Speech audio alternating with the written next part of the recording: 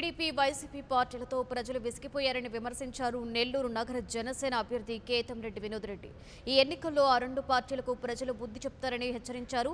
రాజకీయాల్లో నూతన అధ్యయనాన్ని నెలకొల్పబోతున్న జనసేన వైపు ప్రజలు ఆసక్తిగా చూస్తున్నారని తెలిపారు. ఈ ఎన్నికల్లో జనసేన అధికారంలోకి రావడం ఖాయమని ధీమా వ్యక్తం చేశారు. నెల్లూరు నగరంలో 14వ డివిజన్ బాలాజీనగర్లో బీఎస్పీ వామపక్షాలతో కలిసి ఎన్నికల ప్రచారం నిర్వహించిన కేతంరెడ్డి వినోద్ రెడ్డి తనను భారీ మెజారిటీతో గెలిపించారని కోరారు.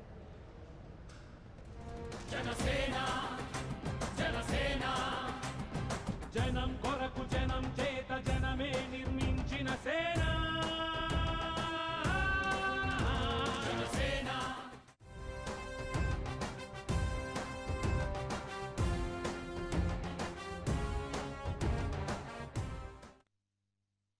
పార్టీ తరపున వామపక్షాల యొక్క సహాయ సహకారాలతో ఒకటి తెలియజేసుకుంటూ ఉన్నాం.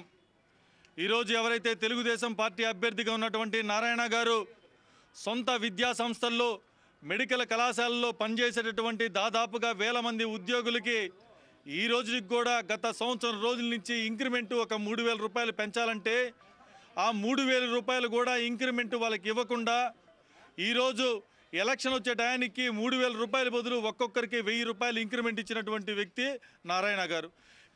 ముఖ్యంగా అయితే ఈరోజు ఆయన నారాయణ గారు గెలిస్తే ఆయన్ని కలవాలి అంటే ఒక్కసారి ఎంత కష్టమో ప్రతి ప్రజానికం ఆలోచించాలి.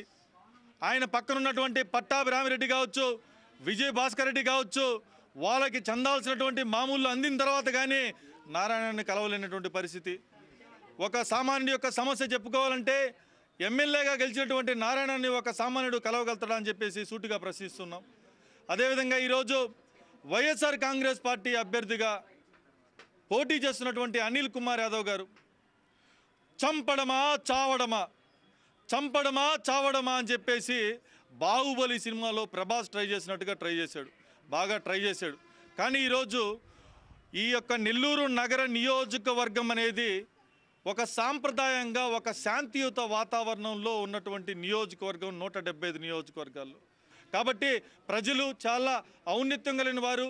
175 నియోజకవర్గాల్లో అత్యంత తెలివిగలైనటువంటి నియోజకవర్గం నెల్లూరు నగర నియోజకవర్గ ప్రజానికం. కాబట్టి మనస్ఫూర్తిగా ప్రతి ఒక్క ఓటర్ మహాశయాన్ని వేడుకుంటూ ఉన్నాం. ఇటువంటి దుర్మార్గుల్ని, ఇటువంటి అవినీతి పరుల్ని పట్టం కడితే ఖచ్చితంగా ఈ నెల్లూరు నగర నియోజకవర్గం అభివృద్ధి అయ్యే ప్రసక్తి కాదు కదా. కనీసం సామాన్య ప్రజలు కూడా వాళ్ళ పనులు చేసుకునేటువంటి పరిస్థితి. ఒక పోలీస్ కానిస్టేబుల్ కొడుకుగా నాకు ఈరోజు పవన్ కళ్యాణ్ గారు అవకాశం ఇచ్చారు. ఒక సామాన్యుడిగా మీ అందరికి అందుబాటులో ఉంటాను. అసామాన్యులకి సామాన్యులకి మధ్య జరిగే కురుక్షేత్ర సంగ్రామంలో వామపక్ష సోదరుల యొక్క సహాయ సహకారాలతో, బీఎస్పీ యొక్క సహాయ సహకారాలతో ఖచ్చితంగా విజయ్ డంకా మోదిగిస్తామని చెప్పేసి మీ అందరి ఆశీర్వాదం కోరుతున్నాను. Janasena party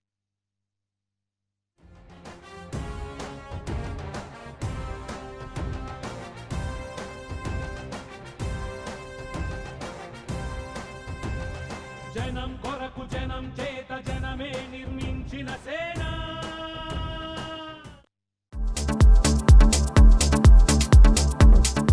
Hello, this is your Nandu. Please do subscribe to New Waves Media.